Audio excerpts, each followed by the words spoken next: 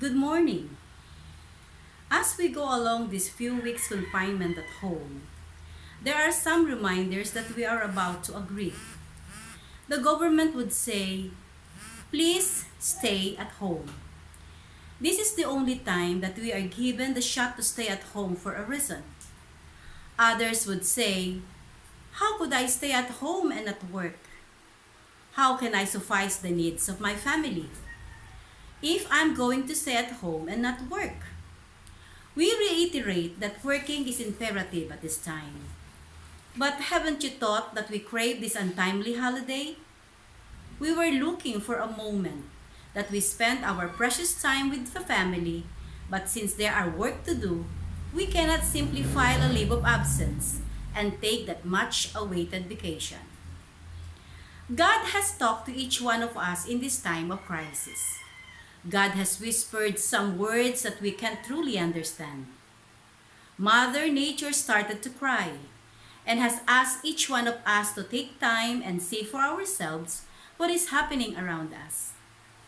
Each child has given their whims to be understood and cared for. Our body is craving for a rest that we purposely ignore the signs of weakness and tiresome.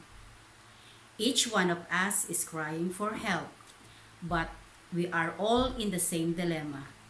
And the body and the mind says, later. I will deal with you later. But alas, Mother Nature has her own way. Later part of last year, we experienced the most frightening danger. Danger for the whole human being. The Earth's pandemic viral disease conquered the entire nation.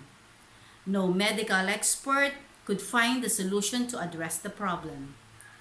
I would not enumerate one by one on what's happening to the world. We all know that the only solution is to take the advice, please stay at home. Stay at home. Stay inside your comfort zone. Stay together. Eat together. No hopping, no juggling, no mulling, no bystanding. Just be at home. This year's Lenten season, we were unable to go to churches, practice our faith. We were contented to pray through our ritual masses, confessions, and adorations. We were forbidden to go out to party, to market, to the movie houses, to the malls. Others would say, this confinement is killing me.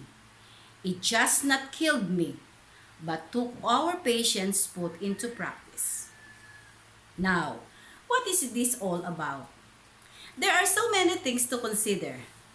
Number one is the much-awaited holiday is at hand. With or without you filing for a leave of absence, we were obliged to stay at home and spend some locking down.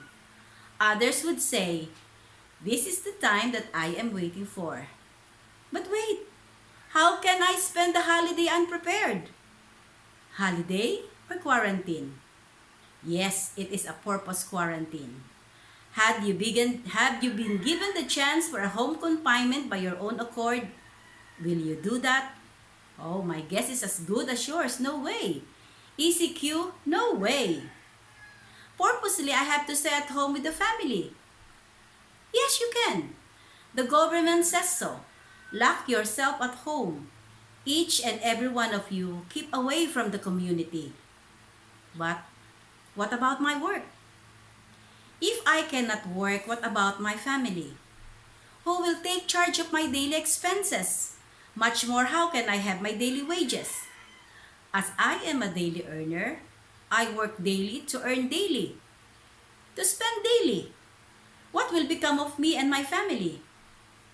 The government would say, lock yourself at home and we will do the rest. The question is the government ready to augment all our expenses, our needs, our obligations? That is one thing to ponder. Lots and lots of money to be given away as support to the needy. Families are categorized as rich, middle class, poorest of the poor, and so on. Where are we categorized by our government? Am I considered one of those poorest of the poor? or a middle-class income earner? Where do I fit in? Coronavirus, known as COVID-19, family of SARS viral disease, has been killed thousands of people, young and old alike. No medical solution, no vaccine has been discovered to treat COVID-19 patients. As you very well know, this viral disease originated from Wuhan, China, has paralyzed not just one country but the entire nation, the entire world. China and Italy has been the worst destruction of this disease. New York and Canada followed. It has been transmitted to one person to another, from one country to another, in a flip of a cup, or a sneeze, or hand touch. The viral disease transported, leaving the entire population sick and dying. The world has known that COVID-19 will eradicate the world's population. But many of our countrymen doesn't know the consequence of this dangerous coronavirus. Because of the problem addressed to each one, the entire Philippines, especially the entire Luzon Island, is in total lockdown. No work, no pay. We are entirely in the mercy of our own decision, whether we let ourselves lock in at home confinement or we do the roaming around just to fill in our desire to go out of our home. The time for us has come to do some sacrifice for the welfare of our family. We may obey our government for lockdown, or we may choose to obey our desire for whatever we wish to do. The responsibility of your safety is in your hand. The health of each one of us depends upon our own vulnerability. Remember, as the common knowledge of obedience, you do what is asked of you. Set aside the worrying, and you are a prayerful individual. God will do the rest for you. Keep away from temptations. Keep yourself locked at home. It is for your own good, and the rest of your worry will be cast away. It is only the Lord that can keep you from harm, only if you will follow His will. Let us remain calm. Tomorrow is another day for us the living, and tomorrow we will surely see what's in store for all of us. Let us thank God for another new beginning. It is our way of showing the Lord our gratitude. Have a good day ahead.